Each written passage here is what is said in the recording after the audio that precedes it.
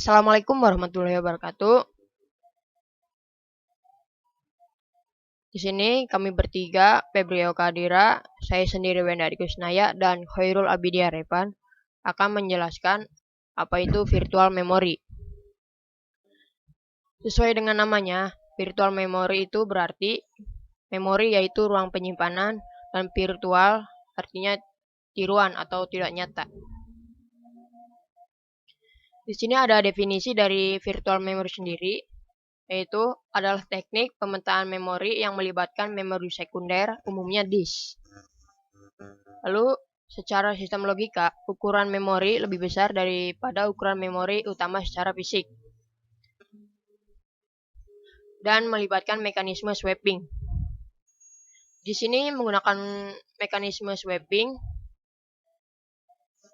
maksudnya itu menggunakan lazy swapper untuk melakukan swapping bila peg tersebut akan digunakan, yang berarti sebuah peg tidak pernah ditukar ke memori kecuali peg diperlukan. Nah, di sini ada pemetaan memori dengan melibatkan media penyimpanan pada virtual memory. Jadi, memori virtual biasanya diimplementasikan menggunakan demand pegging atau demand segmentation, di mana demand pegging yaitu dengan menerapkan konsep pemberian halaman pada proses. Dan demand segmentation itu lebih kompleks, diterapkan ukuran segmen yang bervariasi. Tetapi algoritma segment replacement lebih kompleks daripada algoritma peg replacement karena segmen mempunyai ukuran yang bervariasi.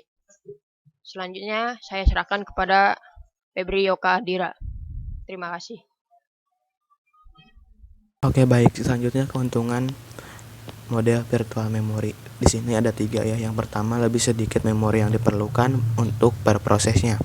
Lalu yang kedua, ada sistem respons menjadi lebih cepat karena tidak semua bagian image proses perlu dialokasikan ke memori utama, atau proses dapat dieksekusi lebih cepat.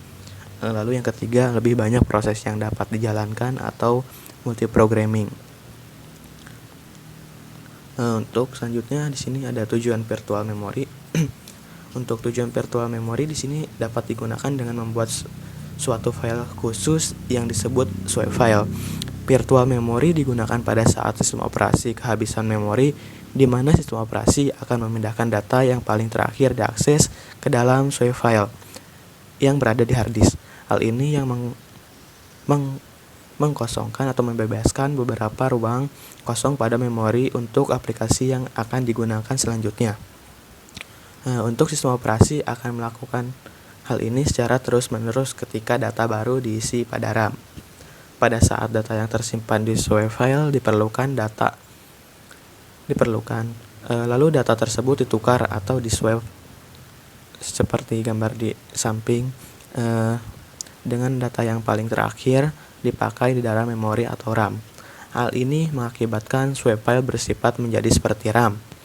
Walaupun program tidak dapat secara langsung dijalankan dari swipe file, satu hal yang perlu dicatat bahwa karena sistem operasi tidak dapat secara langsung menjalankan program dari swipe file, beberapa program yang mungkin tidak akan berjalan walaupun dengan swipe file yang besar jika kita hanya memiliki RAM yang kecil. Oke, selanjutnya fungsi virtual memory. Di sini yang pertama menangani kelebihan atau mengurangi beban RAM ya. Lalu yang kedua, berperan sebagai RAM cadangan, tapi tidak menggantikan fungsi RAM. Lalu menyimpan data dari RAM tapi tidak meneruskannya ke prosesor. Lalu yang terakhir di sini, data yang disimpan pada virtual memory atau pegging file bersifat hanya sementara. Oke, selanjutnya akan dilanjutkan oleh teman saya, yaitu Khairul Abidia Repan. Baik, saya akan melanjutkan presentasi dari teman saya. Mesin virtual ini tentu memiliki kelebihan dan kekurangan. Kelebihannya antara lain, konsep mesin virtual menyediakan proteksi yang lengkap untuk sumber daya sistem, sehingga masing-masing sistem virtual dipisahkan mesin yang lain atau mesin virtual yang lain. Isolasi ini tidak memperbolehkan pembagian sumber daya secara langsung. Lalu, sistem mesin virtual adalah mesin yang sempurna untuk riset dan pengembangan sistem operasi.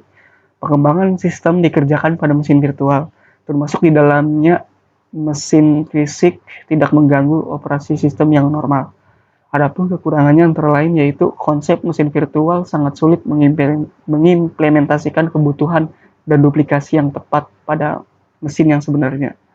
Lalu selanjutnya ada kesimpulan. Kesimpulannya yaitu virtual memory adalah bagian dari suatu hard drive yang diidentifikasikan sebagai RAM melalui sistem operasi atau software lain. Pada setiap sistem komputer, peningkatan beban, jumlah pengguna, jumlah pekerjaan yang dilakukan menyebabkan penurunan kinerja.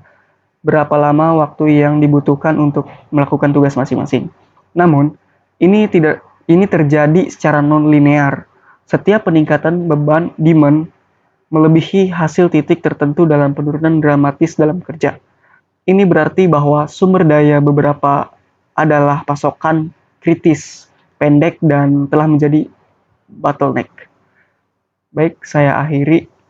Saya Hurrib dari Ivan, mewakili teman-teman saya. Kurang lebihnya mohon maaf. Wassalamualaikum warahmatullahi wabarakatuh.